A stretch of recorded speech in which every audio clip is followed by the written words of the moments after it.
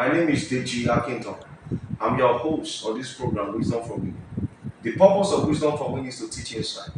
This insight are given from God's word and from understanding the how this particular laws actually plays out in our everyday life.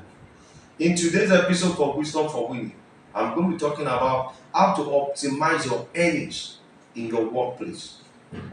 Understand that all your increase is going to be coming fundamentally from the place of your workplace.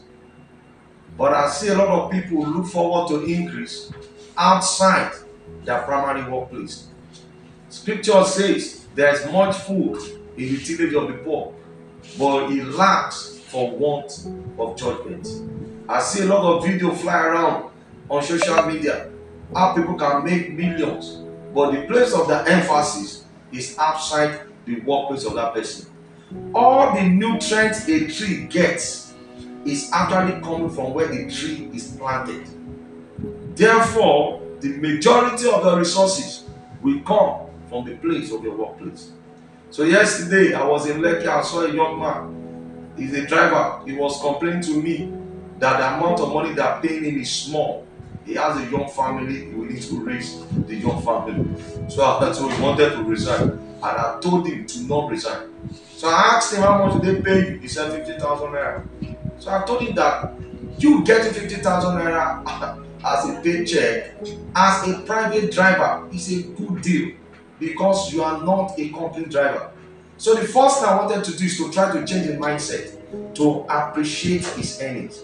Because the first law of increase is being grateful for what you have first, not being grateful for what is outside your reach. And that is where many people get it wrong by comparing themselves with others. Because he was comparing himself with his counterpart, and he said some people are earning 80,000 naira.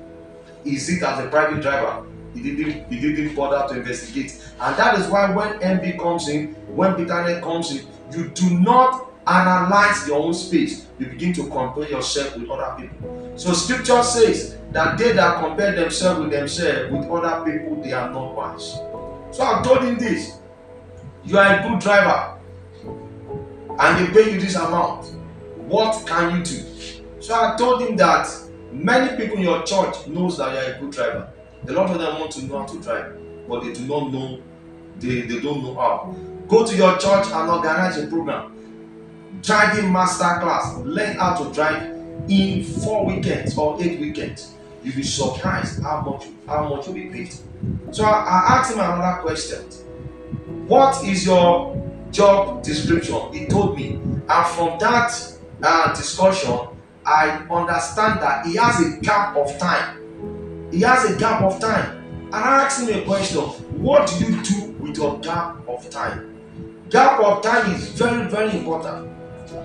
What you earn in the workplace is basically proportional to your time, which is basically your empty time. So if the person is not earning too much, if you look at it carefully, that person will have a lot of time that is available that is not accounted for. So that guy basically drives for average of 4 hours every day, or maximum of 4 hours.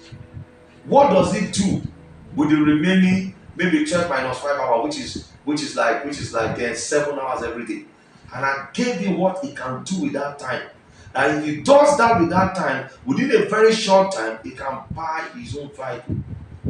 So if a person is earning maybe below 100,000 every month, look at the job description of that person.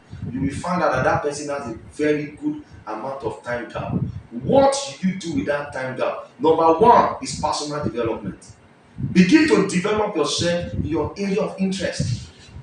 When you do that, there is no way skill will not ultimately match up with earnings. So if you develop yourself by reading books and you develop yourself in an aspect of skill, it's just a matter of time you are going to attract an equivalent opportunities that will translate into earnings. So we say that learning precedes earning.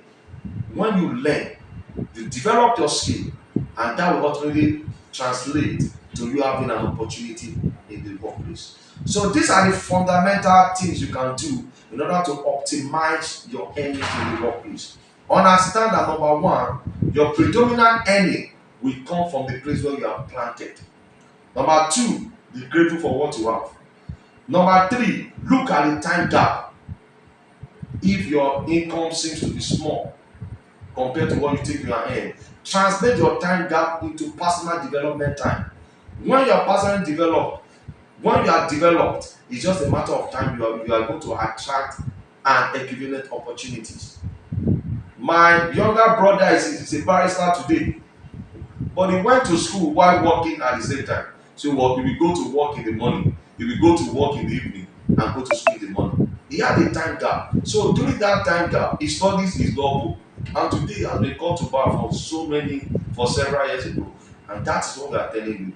Then also understand, finally, the skill set you have is not common. Learn how to find the opportunity to use your skill set in order to meet the needs in your environment. That's why I told that guy. A lot of people want to know how to drive in your workplace, in your church, but they don't know how. They know you are a good driver. Organize a weekend short course, and within a short time, you begin to make more money. So that's how you stretch yourself and see how you can actually maximize your earning in the environment of your workspace. Till I come your way next time, remember, wisdom is profitable to direct. So, God bless you.